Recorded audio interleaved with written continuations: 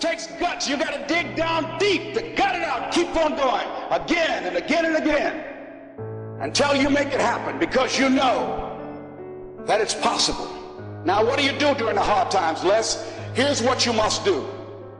Number one is you must have faith. Paul said you must have the faith to call forth those things that be not as though they were. Judge not according to appearances.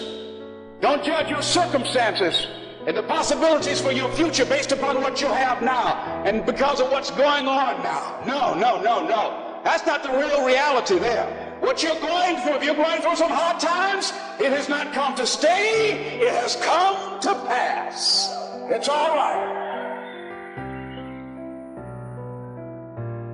Now, second thing is, repeat this after me. Something you should affirm to yourself every day. Repeat this, please. No matter how bad it is, or how bad it gets, I'm going to make it. Say that to yourself every day. As I used to say to myself, when I would get up in the Penobscot building and I had to go into the bathroom and bathe in the bathroom sink, I had written on the mirror that I put up and just pasted up and I read, no matter how bad it is or how bad it gets, I'm going to make it.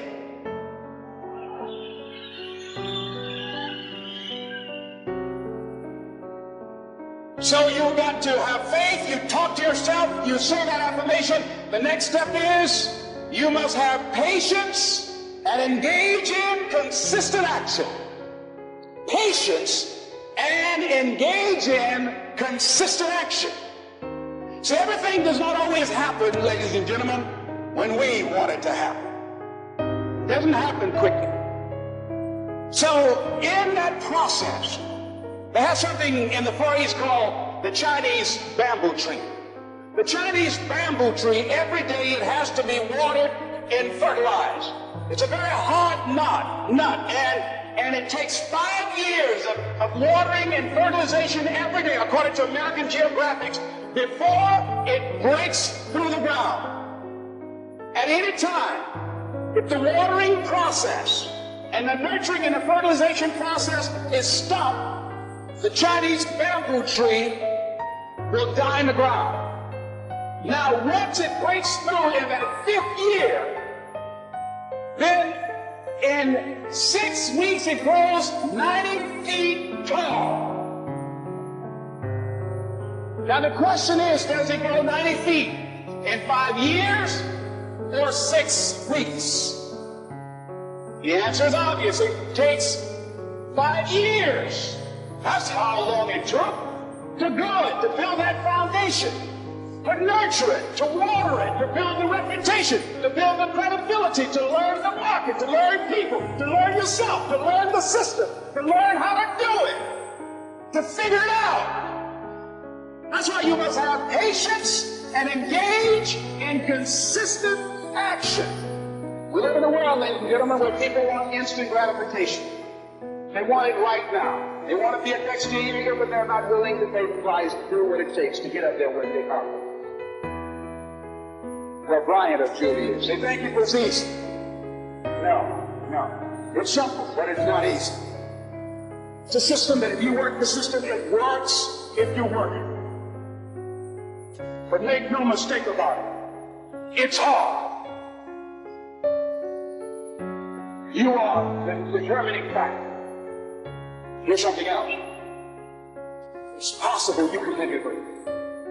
It's necessary that you have goals, that you write them down, that you surround yourself with a support team, that you are creative.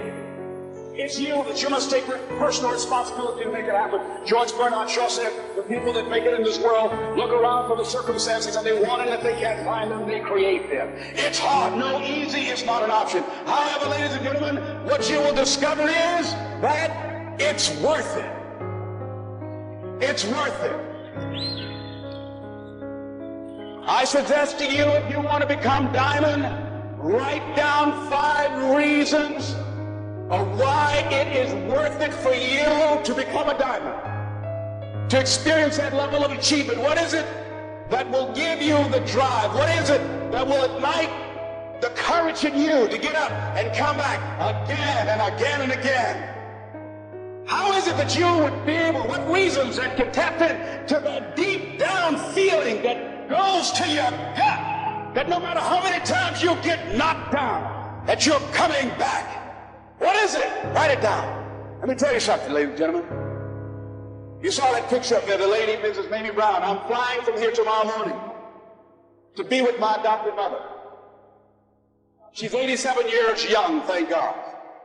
And I'll be with Mama tomorrow. Every Mother's Day, I don't care where I am. I go home Mother's Day, everybody knows, November 6th, my mother's birthday, I'm home. And I try to go home as often as I can. When I started and left Miami pursuing my dream, because I knew that as long as you work for someone else, they are controlling your destiny. I don't want anybody signing my paycheck but me. I knew that it was going to be difficult. I knew it was going to be hard. But every time I thought about giving up, and there were times I did. Because where I am, ladies and gentlemen, it's a long shot. You think being a diamond is a long shot. This is a miracle. It's a long shot. And I had people laughing at me. Skid Les, you're talking about being a motivational speaker? You have no college training. You were labeled educable, mentally retarded. You failed twice in school. They put you back from the 5th grade into the 4th grade, and you failed in the 8th grade. You've never worked for a major corporation, and you are going to become independently wealthy. Right. They laugh. They're going to laugh at you. People are going to laugh at you. Well, let me tell you, I believe in revenge like Frank Sinatra. He said the best revenge is massive success.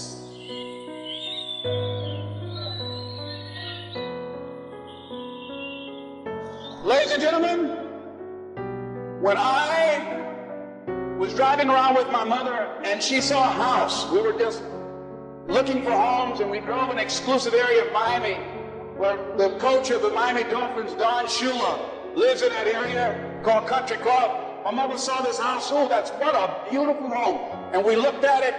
She said, oh boy, I would love to have something like that. One day I would feel like Mrs. Rock. I said, you like that house? He said, yeah. I said, oh, we just kept driving.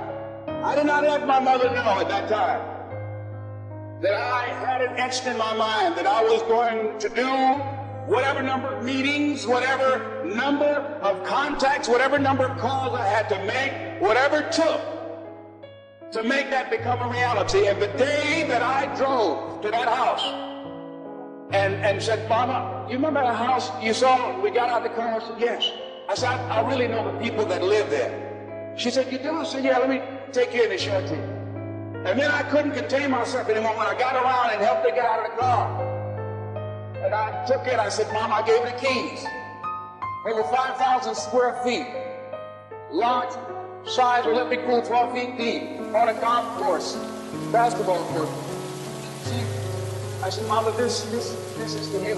And ladies and gentlemen, to see my mother walk around this house, this woman, who only had the third grade education, never had any children of her own. Walked around, she said, oh Lord, oh thank you Jesus. No one would have ever told me this would have happened to me. She said, Leslie, she said, you know, that day when I went in that building and they told me this lady had these boys that she wanted to put up for adoption. And I told them, I said, I'll take them. And she said, ladies, she said, raise your hand and swear to me 2 things. I said, what is it? She said, swear to me you won't separate them. She said, oh no, I swear. I'll keep them together, I swear. I've never had no children, I swear I'll keep them together. She said, swear to me, lady, that you won't ever tell them about me. She said, I'm married and I got pregnant by my husband with a boy. She said, swear to me you won't tell. She said, I swear I won't tell. She said, okay, you can have her. She said, when I came out the house and I was looking at y'all, she said, I didn't know how I was going to do it. She said, I was working at the M&M cafeteria. She said, I didn't know how I was going to raise y'all. I just knew somehow the Lord would make a way somehow. And I never thought this would happen.